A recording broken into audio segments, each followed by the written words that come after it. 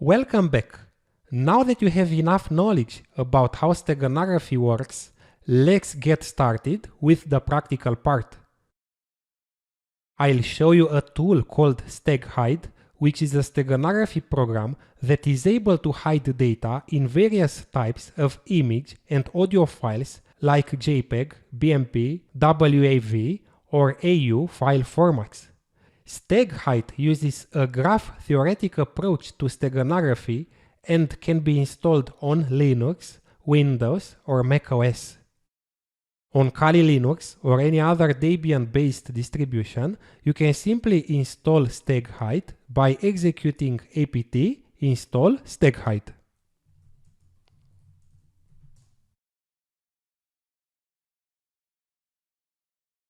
Okay, it was installed.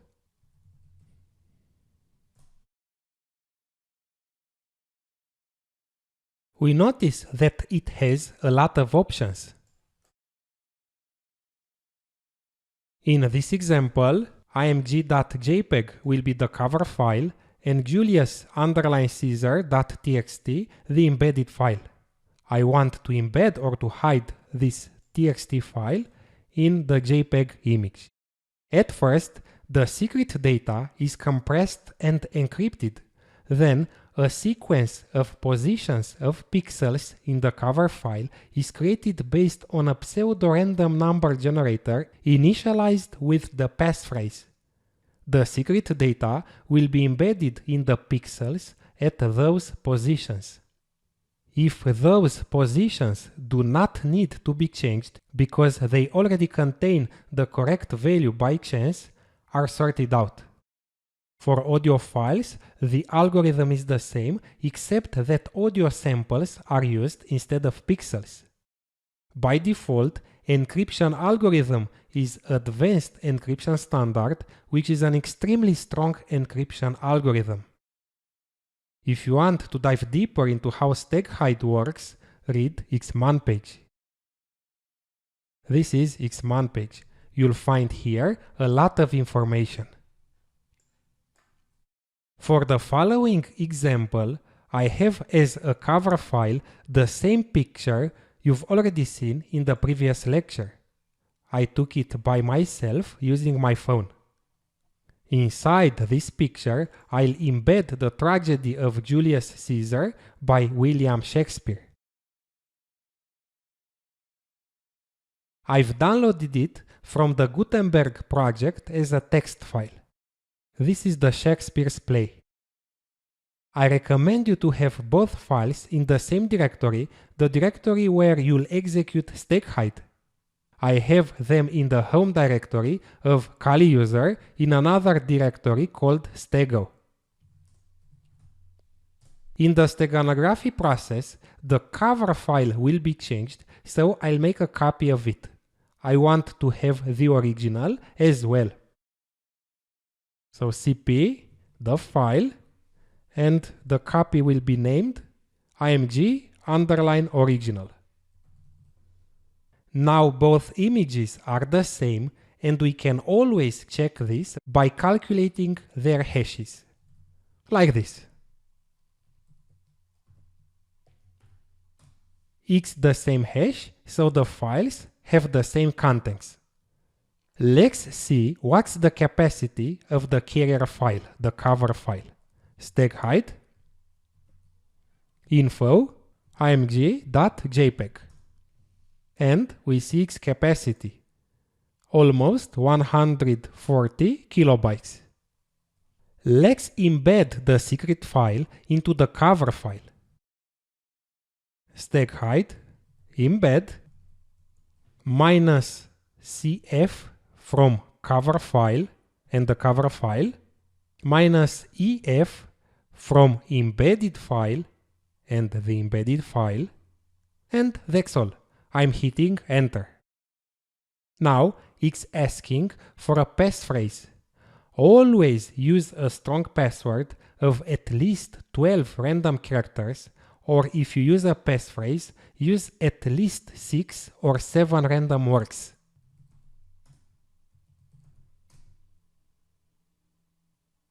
Okay, it's done. The secret file was embedded. Now let's open both images. This is the modified image, the one that contains the secret. And this one is the original file. I'm switching between them. They look the same to the naked eye. How could someone detect that there is a secret message hidden in such a file? The easiest way is to compare the Stego file, the file that contains the message, to the original file using a hash algorithm. There are changed bits in the Stego file, so its hash will be different. Let's see their hashes. And it's different. We notice that the hashes of these two files are different, so that means the files are different.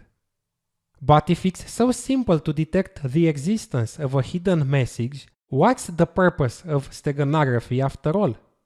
In this example, I have created a copy of the original image on purpose to make my point and show you this.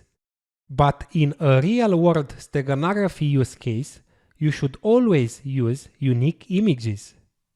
There should be no original image that someone can compare the Stego file to. Any image that is taken using a digital camera is theoretically unique. You cannot take the same image again.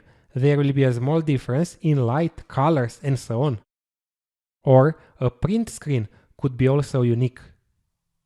Being unique means that there is no other image to compare to, and we've solved the problem. The second way someone can detect that a file contains a secret image is by using steganalysis.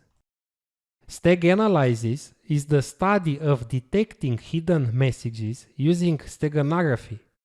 This is analogous to cryptanalysis applied to cryptography. The problem is generally handled with statistical analysis. In practice, however, it's extremely complicated to break steganography. Let's move on and try to extract the secret file. In the current working directory, there is also the original file I have embedded. I'm gonna rename it so it won't be overwritten in the extraction process.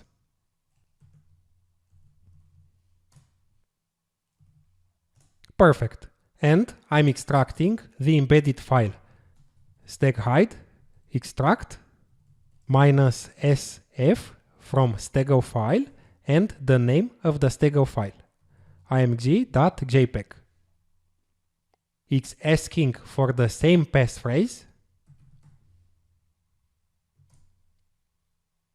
and the file was extracted. Let's see if it's the same file. Okay, it seems it's the tragical play of William Shakespeare. I want to be 100% sure that the file was extracted entirely, so I'm checking the hash of both files.